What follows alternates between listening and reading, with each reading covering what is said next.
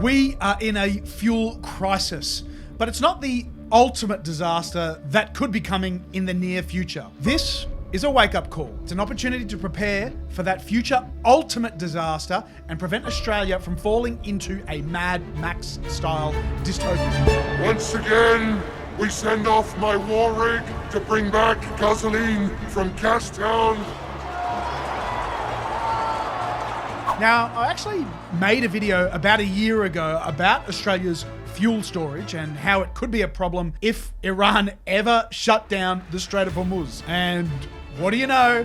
Iran shut down the Strait of Hormuz, and now we're struggling with fuel supplies. So yes, we are in the midst of a fuel crisis, and it has come while we're going through a cost of living crisis. Everyday Australians are doing it tough, and in today's video, I want to go through the short, medium, and long-term actions that we need to take in order to prevent the bigger crisis looming on the horizon. I'm Mel Pikos, and today we're talking tactics.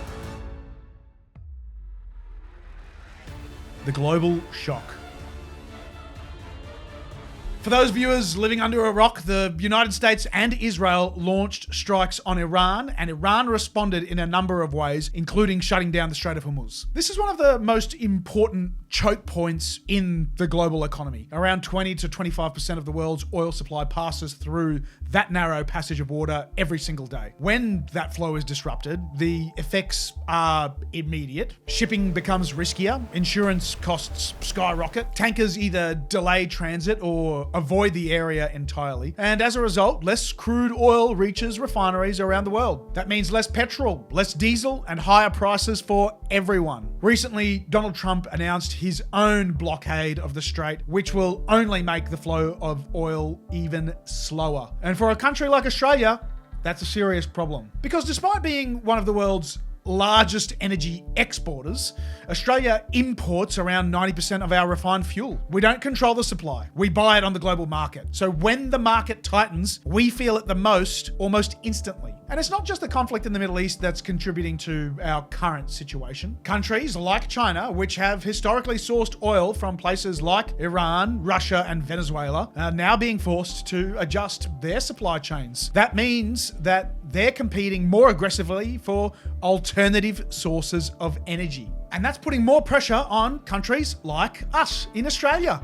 We're sitting at the end of a very long supply chain, and we've been left exposed. Australia's fuel storage. So this brings us to the core problem, Australia's fuel storage situation. From what we know, Australia has only a limited number of weeks worth of fuel reserves. That's well below what many comparable countries maintain and well below what you'd want in a crisis, but it gets worse. A significant portion of Australia's strategic fuel reserve isn't even stored in Australia. It's stored overseas, including in the United States, which means in a global disruption when every country is looking after its own interests, there's no guarantee we get access to it when we need it the most. And if we found ourselves in a conflict, the supply lines might not even be accessible. On top of that, Australia has steadily reduced its domestic refining capacity over the years. We export raw energy, but we rely on other countries to turn it into usable fuel. So when you put it all together, you get a strange and dangerous reality. Australia exports energy, but imports fuel. It's a huge vulnerability, and we are seeing the effects of it right now. The cost of living hit. Now, let's add the fuel scarcity issue to greater problems facing Australians right now. Fuel prices don't just affect what you pay at the pump, they affect everything. Because fuel prices are up, transport costs go up, which means the cost of goods goes up. Food, construction materials, retail products, everything becomes more expensive to move, and that cost gets passed on. At the same time, the Reserve Bank of Australia is raising interest rates to try to bring inflation under control. Higher rates mean higher mortgage repayments, higher rent, less disposable income. So what you end up with is a compounding effect. Fuel prices are rising, interest rates are rising, and the cost of living is rising with them. Australians are being squeezed from all sides. That pressure is already being felt, and in the near future, it's probably going to get worse. A failure of strategy. So how did we get here? Why is this a problem all of a sudden? The reality is it isn't all of a sudden. this situation has been building for years and it was foreseeable. Australia's energy policy has largely been shaped by short-term thinking. Governments of both major parties have relied heavily on the assumption that global markets would remain stable and that fuel would always be available when we needed it. As a result, long-term investments in resilience have been limited. One of the clearest examples of this is our refining capacity. Australia once had a much larger domestic refining industry, but today it's down to just 2 operating refineries, the Viva refinery in Geelong and Ampol's refinery in Brisbane.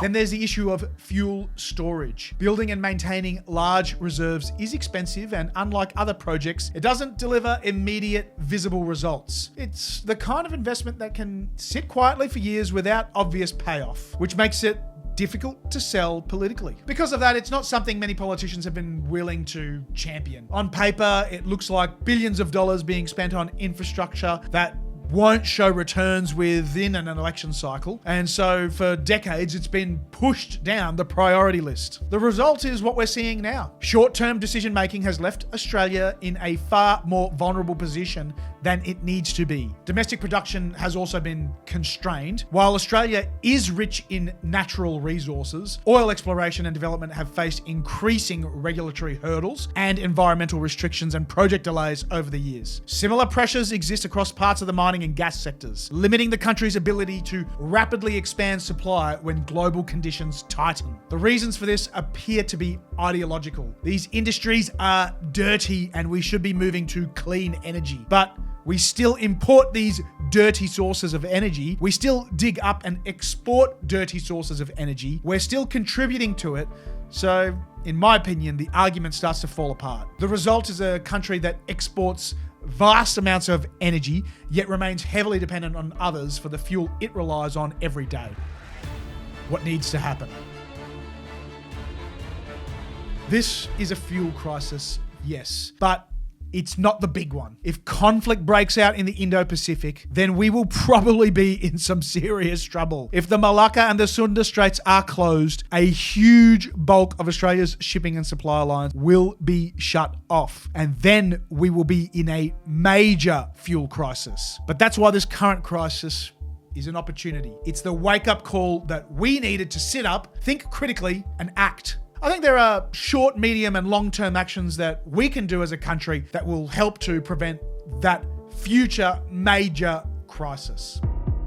In the short term, firstly, cut the fuel excise. Yes, they recently halved the excise, but I think we need to give a bigger relief. Cut it entirely and keep it cut for longer than 3 months. Give it 6 months. This doesn't fix the structural problem, but it does provide immediate relief to Australians who are already being squeezed by rising costs. Secondly, we need clarity. Right now, most Australians have no idea how much fuel the country actually has, or how much is on the way. That's a problem. There have been numerous calls for a national fuel dashboard, especially from Queensland Premier David Crucifulli, and it makes sense because information changes behaviour. Farmers, for example, rely heavily on diesel. If they know supply is tight, they can adjust planting decisions towards less fuel-intensive crops. Everyday Australians can do the same. Drive less, use alternatives where possible, use public transport, make informed decisions. Most people aren't panic buyers. I believe that the vast majority of Australians are good, sensible,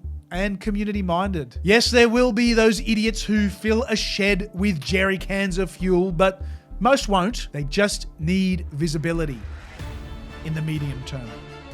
Next, we need to build resilience. Australia's fuel storage is simply not where it needs to be. We should be investing in large-scale onshore fuel reserves. Not just a few weeks' supply, but something far more substantial. Personally, I think we should be aiming for a year's worth. Yes, that's going to be pretty expensive, but in the context of national security, it's a relatively small price to pay. Former Prime Minister Tony Abbott has called for this, so has current opposition leader Angus Taylor. Plenty of voices have. The reality is that this should have been done years ago. Now we're playing catch up, but it's not too late. It will likely mean committing billions, potentially in excess of $2 billion or more, to build multiple storage facilities across the country. At the same time, we should be reducing regulatory friction. Large agricultural operators should be able to store and manage their own fuel more easily. Right now, there are layers of regulation that make that difficult. If farms can store their own fuel, that reduces demand pressure on the broader system. It's a simple way to ease the load.